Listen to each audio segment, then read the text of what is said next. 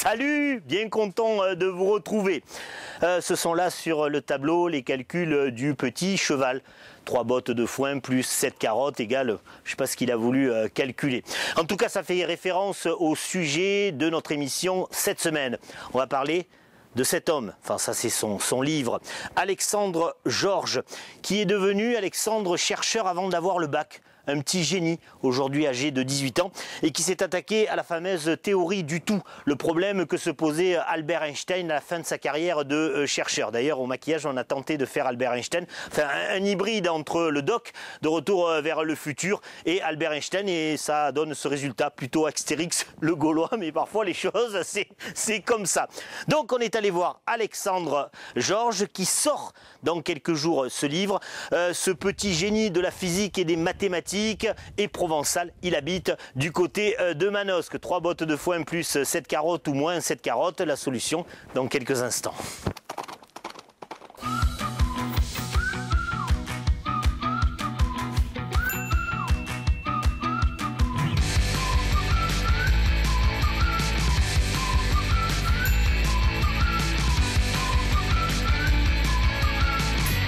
Alexandre, salut à toi, merci de nous recevoir. Quand on m'a dit que j'allais rencontrer l'auteur, le fameux auteur de la théorie X, qui est aussi désormais chercheur, je me suis dit ça va être dans un laboratoire. Ben non, on le constate, le décor est bucolique.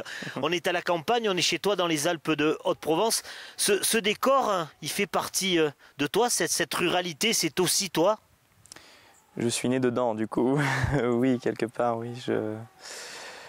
Je me sens plus à l'aise à la campagne qu'en ville, c'est clair, oui. Alexandre, je suis arrivé ici avec quelques idées sur toi reçues. Je me suis fait une idée. Quand on rencontre quelqu'un, c'est souvent de cette façon qu'on fonctionne. Je me suis dit, je vais avoir là un excellent élève, une sorte de surdoué qui avait je ne sais pas combien d'années d'avance. C'est tout à fait l'inverse. Tu as claqué la porte du système scolaire, toi. Oui. Claqué la porte de l'école. Pourquoi ? Parce que j'avais déjà reçu une formation en physique théorique, donc en cosmologie, j'avais déjà eu mon diplôme SER, et donc comme on ne me voulait pas trop au lycée, comme certains profs de sciences ne me voulaient pas, je suis parti. Je m'en sens toujours bien avec les camarades de classe, mais sinon pour ce qui est du système scolaire, non. T'as fait les choses complètement à l'envers, t'es un drôle de type. T'es devenu chercheur avant d'être bachelier. Oui. Explique-nous ça. J'ai eu mon diplôme SER à 16 ans. SER, c'est Section étudiante de recherche. C'est un parcours qui se retrouve beaucoup plus aux États-Unis qu'en France, parce qu'en France, on est très cadre, on fait passer nos étudiants par le cadre normal. Mais j'ai eu la possibilité de faire autre chose et donc de ne plus aller au lycée. J'ai passé quand même mon bac plus tard, quand j'en ai eu l'âge, auquel tout le monde le passe. Je l'ai passé, mais bon, après c'est ça n'a rien changé à mon cursus scolaire finalement. Je le mets même pas sur mon CV, pour vous dire. Alors, il y a un concours pour entrer dans cette fameuse section étudiante de recherche. Il y a un âge requis, 16 ans. Toi, tu falsifies un peu ton identité, tu passes ça à 14 ans. Il y a là que des cadors, que des fortes têtes, des cerveaux bien faits. Tu sors premier.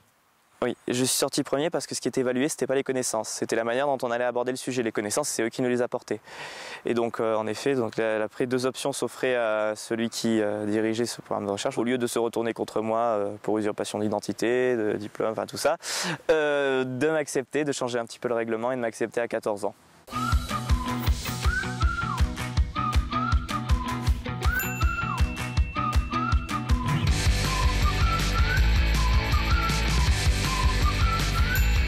Tu as commencé à plancher sur la théorie du tout, que tu appelles là la théorie X, Oui. Parce que tu poses un postulat à l'existence du X, tu nous expliqueras ça Oui. tout à l'heure. Tu as commencé ça, tu avais quel âge ? J'avais 13 ans, puisque après avoir lu un article sur Albert Einstein, que je considère déjà depuis tout petit comme mon idole, déjà d'un point de vue humain, parce que comme lui je suis pacifiste, je ne supporte pas l'intolérance et le fascisme auquel on est hélas de plus en plus confronté d'ailleurs aujourd'hui. Et j'ai voulu voir ce qu'il avait fait en dehors de la politique. Il a travaillé sur la théorie du tout pendant 35 ans. Donc je me suis dit, bon, bah, je vais continuer là-dessus. Et bon, en choisissant une voie qui était celle qu'il avait choisie, qui était une voie qui me correspondait plus que la voie qui était, sur laquelle s'étaient engagés les autres chercheurs. Tu as 13 ans et comme tous les petits bonhommes de 13 ans, bah, tu vis en famille avec maman. Et maman, elle prend peur, elle rentre dans ta chambre. Maman a pris peur. Il y a des équations partout, non? C'est ça? Maman a pris peur, voilà, que je fasse de la physique à mon âge, que je veuille faire des recherches, alors que je veux dire, à 13 ans, j'avais même pas encore le brevet. Quand j'ai commencé à étudier la physique réellement, oui, elle a pris peur. Mais bon, évidemment, aujourd'hui, il y a le bouquin qui est sorti, elle accepte, elle me soutient et c'est très bien. Surtout que j'ai été au lycée militaire pendant une période, que j'en suis parti justement parce que déjà je voulais un peu découvrir ce que c'était le lycée civil, et puis aussi parce que j'avais besoin de temps, tant que j'avais moins au lycée militaire qu'ailleurs. Mais j'ai quand même de très bons souvenirs du lycée militaire. Bon, là c'est un livre de vulgarisation, hein, c'est pour des gars comme moi, hein, qui ont pas été très bons à l'école, mais on comprend. Enfin, dans les grandes lignes, j'ai compris. T'imagines? Alors tout le monde va comprendre. Mais tes travaux, là, on a combien de pages? Je regarde, on a à peu près une 50aine de pages. Hein. C'est 300 pages à la base. Le livre tel que je l'avais écrit au départ faisait 300 pages. Ouais. Mais 200-300 pages entre les deux, je ne me souviens plus exactement, et je l'ai charcuté pour qu'il en fasse le moins possible et qu'il soit le plus accessible possible.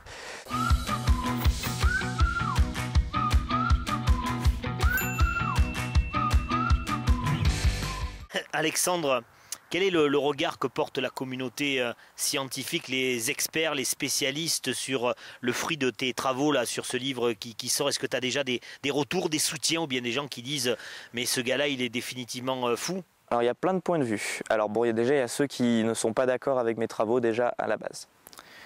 Bon, après il y a ceux qui n'ont pas forcément d'avis, mais qui auraient voulu que je sorte le bouquin que j'ai terminé, qui est encore à l'étude en ce moment, pour savoir comment il sera publié, etc. Celui-ci, ils auraient aimé que je le sorte avant celui qui était destiné à tout le monde. Voilà, ils auraient pu dire mais non, tu aurais dû faire ça pour nous avant de faire pour les autres. Bon, ça c'est.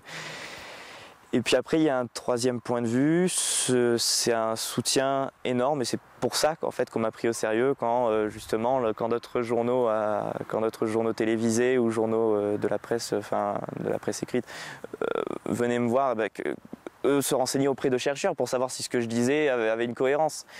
Je pense qu'on m'a pris au sérieux justement parce que j'ai eu ce soutien-là, qu'on a pu vérifier ce que je disais, que ça a pu être rendu crédible. Voilà.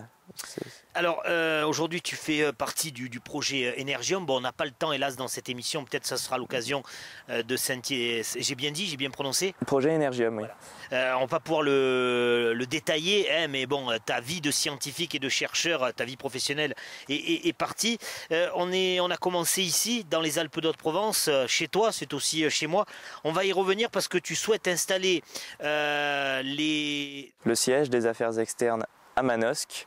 Pourtant, on va dire, c'est pas un département qui est scientifique au départ. Hein. C'est vraiment il y a l'observatoire de Haute-Provence qui est pas trop loin, mais bon. Cadarache qui est pas très loin. Cadarache qui est pas très loin, mais bon, on va dire que la première idée qui était venue, c'était d'installer ça à Aix ou à Marseille, parce qu'il y avait les universités, tout ça.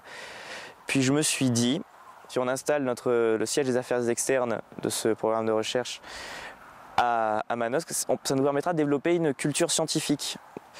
Donc oui, c'est un petit clin d'œil quelque part à la ville dans laquelle je suis né. Le fait que j'y sois né aussi donne une légitimité à l'action. C'est là que j'ai terminé mes travaux qui ont permis à mon programme de recherche de faire des avancées.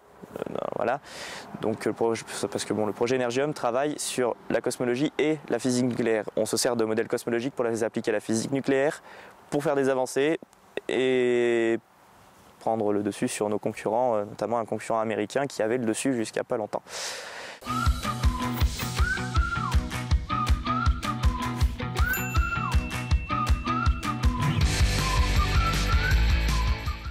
Alexandre, il y a un Everest, pour les gens comme moi, les néophytes, en termes de compréhension de physique, c'est la fameuse loi de la relativité d'Albert Einstein. Rien qu'à le prononcer, on a peur. J'ai même des frissons là, heureusement qu'on ne me voit pas.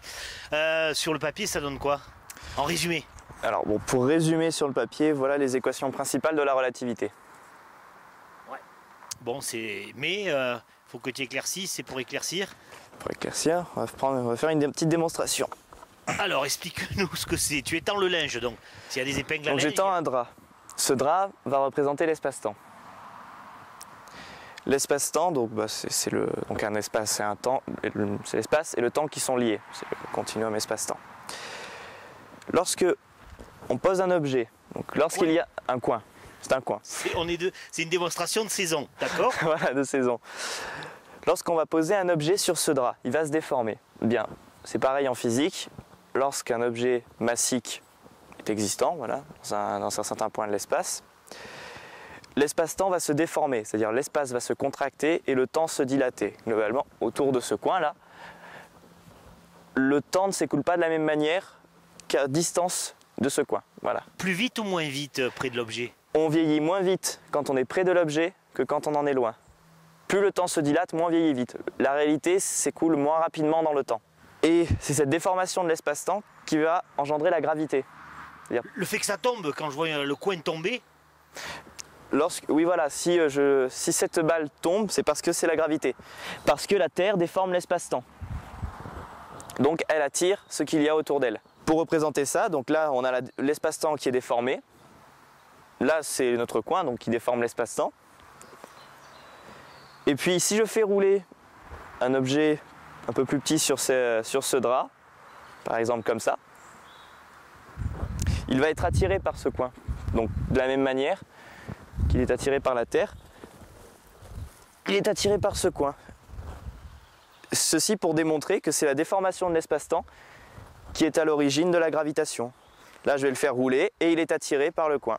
J'ai l'impression, Alexandre, que tu m'as réexpliqué, mais complètement différemment avec une autre paire de lunettes, la fameuse loi de Newton. Le problème, c'est alors Newton ne considérait pas que l'espace-temps était déformé. Pour lui, pour Newton, le temps était absolu, il n'était pas malléable. Pour Newton, la gravité, c'est l'influence divine, sur la matière. C'est-à-dire que si les objets s'attirent, c'est parce que Dieu le veut, selon Newton. Parce qu'il avait un petit secret, alors on a compris beaucoup de choses sur la gravité grâce à lui, mais il avait un petit secret, c'est qu'il ne savait pas comment ça fonctionnait. Du coup, il a dit, bon bah c'est Dieu. Einstein nous explique que c'est la déformation de l'espace-temps qui est à l'origine de la gravité. Que si les objets s'attirent, c'est justement parce que l'espace-temps est déformé, et donc qu'il va y avoir attraction.